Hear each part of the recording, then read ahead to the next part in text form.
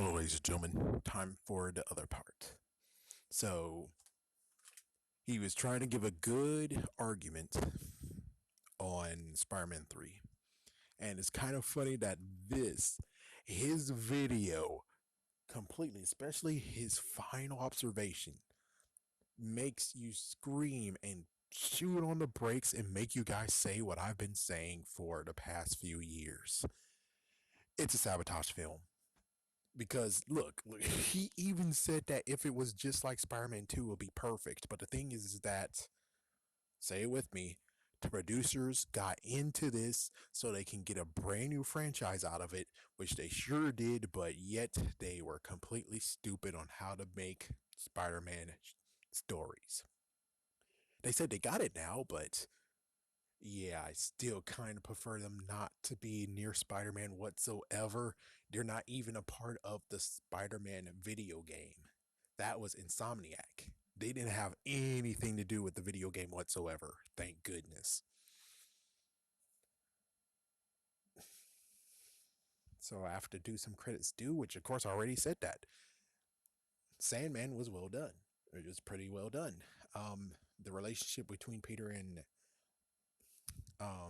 MJ, it was well done until this messed up mishap, which makes you say, okay, that's why didn't you tell Peter anything? I mean, how can actually Harry hear anything? I don't think he has heightened ears. So pretty sure she could have easily have told him stuff. It's like could have told him and he could have just acted away, and then later on he deals with it. The funniest part has to be the fact of, like I said, in the novel, they actually dealt with the investigation of what is the freaking alien ooze, which, funny enough, Nostalgia Critic did not even mention that part. They actually addressed the fact of Sandman and the fact of he had different meetups with his daughter. Well, one meetup, he actually tried to get money for the thing for his doctor, and then he had to continue on with it. Do have to admit though, you're like, wait, so he was supposed to get more money and yet he ends up trying to kill Spider-Man? I guess technically he was trying to kill Spider-Man so he can get out of the way so he can get money. That's the only way that works, but yeah. We didn't have any more bank scenes, and I'm pretty sure when it came to the novel, I don't remember any more banks that were being robbed. Yeah, that was kind of like one thing that is kind of messed up about the script, but I don't want to even defend the previous script that was turned into the novel. Like I said, remembering what happened with with Eddie Brock, and the good news is that I desensitized myself a little bit from it, but still it kind of does cringe me. It does. And the fact that the ending part does is cringe worthy because it is completely different from the movie. I already told you that. It's completely different from the movie, and it's just completely horrible. Just the fact of where Eddie Brock is dead. Eddie Brock is dead. We have no idea how long did it take for the symbiote to actually eat and engulf him, but apparently by the end of that movie, of this novel movie, the end of the novel, it turns out that the symbiote actually engulfed Eddie, period. So we have no idea when he truly engulfed, the symbiote engulfed him, and he just took the personality of Eddie or something. And I don't know. It was kind of a mess, and thank goodness they did judges to it. But oh my gosh, that was like, what the frick is going on with this script over here? Then oh my gosh. And then of course the Harry thing again, like I said, it really breaks my heart, especially the fact that he had to die in the end. And of course, note, he got hit in the head and fell stories down on the freaking ground, and yet he survived. He got blasted in the face with the freaking pumpkin bomb. His face didn't heal. He got stabbed by the freaking damn thing and he didn't heal from it. Now, it would have been cool if he did heal, which means Norman Osborn's alive. He's out there. Oh, shit. Now, that would have been cool. That would have been a crazy thing that was revealed that Norman Osborn is out there, and he might have even been secretly in the freaking place just fueling Harry, but of course, in the novel, it actually shows that he actually had some psyche issues, which could have been easily fixed if he had medication and therapy. Anything else that needs to be mentioned? I think that's it. But yeah, the dance thing and the fact it's kind of funny that Nostalgia Craig didn't even mention the fact of, oh, the symbiote made you play piano now? Yeah, it turns out that no, Aunt May, which of course you can easily figure it out, one stray thing that was in Spider-Man 2, where he's like, I'm actually doing piano lessons again in the bank. Remember the bank? And he kicked him. So it's like, so you have to actually stretch that knowledge all the way to Spider-Man 3 to be like, oh, she taught him how to play the piano. The funniest part has to be the fact of where in the novel, yes, he actually tried to play the piano, and good lord, that was horrible. But thanks to the symbiote, he was able to actually get in touch with it. It's like, yeah, so it kind of is a bit of a stretch, even with the movie novel. It's kind of a stretch, but yeah, Peter wasn't that good with the piano. Now, as for what he said, that the three gasps, the fact of the ring, oh yeah, the ring was unbelievable. Oh my gosh, that was unbelievable. Let's see, number two was the kiss between, yeah, that was sad. That was actually sad. And the third one was, oh yes, when he struck um Mary Jane. That was unbelievable. Yeah, that was really unbelievable. It's like, oh whoa.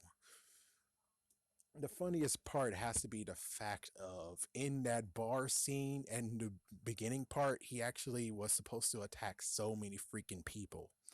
Yeah, it's like in the bar scene, he only what hit three people, while in the bar scene, the novel, which I gotta give credit to it, gotta give props. They had at least 10 to 20 people going against Peter, and he knocked out every single one of them. That was awesome. That was awesome. Okay, now that was worthy to be put. Like, for instance, remember with Daredevil in season one, episode three, the whole hallway fight scene? This would have been put on YouTube as well because it was so good. The only funny part is, would it have been as good as I think it is when it comes to using my imagination for the movie novel? I think it might have been good. Other than that, I'm sorry, but again, and he said the fact of where it's like you took it too much. You shouldn't have took too much of it. You should have actually have just relaxed and just didn't take it too seriously. It's like, yeah, but it was Spider-Man. It was good. I was engulfed with the freaking movies. The first one was good. The second one was even better. The third one should have actually just freaking went to the point of where people fainted by the end of the movie because it was so good. And this is what we got. The sad part is that this is just where we get to the point of you all have to believe this. Spider-Man 3 is a sabotage film, and someday I'll be finally able to slam everyone down in Sony to make them say, yes, it was sabotage. We did it, and we did it for these reasons, which we already know, to make a new franchise. And I would love it to finally just have it on the record so everyone will look at Sam Raimi and say, oh, what the fuck did you do? Instead, it will be more the fact of all the producers responsible. Matt Tomac still is responsible for it. Avi Arad is completely responsible for it. Amy Pascal is responsible for it. Laura Zinskin, who is dead, is responsible for it. I would like all of them just to be finally able to just straight up say, yes, we did it. And then finally, we can close this chapter of this book. The only messed up part is that I am one of the ones who still wants to know what's the original Spider-Man 3 that we would have got that would have actually made it over the top of Spider-Man 2. Given, yes, I understand that it might actually be in a range between Spider-Man 1 and 2 because Spider-Man 2 is just too good. But I still want to have the original Spider-Man 3 before any of them meddled and said, hey, I have a plan to get ourselves being able to inflate our egos and have our own franchise of Spider-Man. And we could actually just boast about it and gloat so much about it. But I'm sorry, my thoughts on Spider-Man 3 is never changing. It won't change. I know too much. So because of that, I'm sorry. I can't change it to actually there's some good things. And it's like, yes, there are some good things, which it pains me. And that's the messed up part. As soon as I walked out of the movie and it ended, it pained me what I saw there.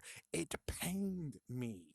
It gave me so much pain, and I didn't believe what I saw. And I was hoping that as soon as I get the DVD in October 30th, 2007, they figured out that, oh yeah, we need to change it for the better. They didn't. And that just pained me even more of how this movie's supposed to be so good, but yet we got this. And that's why I put on this mask.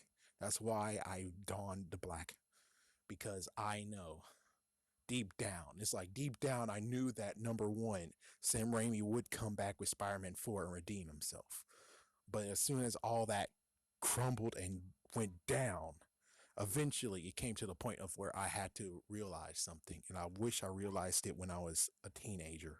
And then I would still have lots of evidence to show that this was a sabotage film. There's so much evidence that's been destroyed and been deleted throughout the years. And it just sucks that I know is I know it's a sabotage film. I know it. I even have the movie novel to prove some issues of where it's like it got freaking. And yes, the movie novel itself is not perfect, but there were so many pieces in the movie novel itself that actually shows that there was a best foot forward, even though it didn't show it in the last product. And that's why I just can't truly enjoy Spider-Man 3. I have it in my collection, but I'm never going to watch it ever again. That's just how it goes. And I I wish I can actually be persuaded by Nostalgia Critic to like it. I wish I could. But the thing is that I know too much, and I wanted it to be something that it didn't become. It's just I'm with me out. Tell me what you guys think about this. Peace.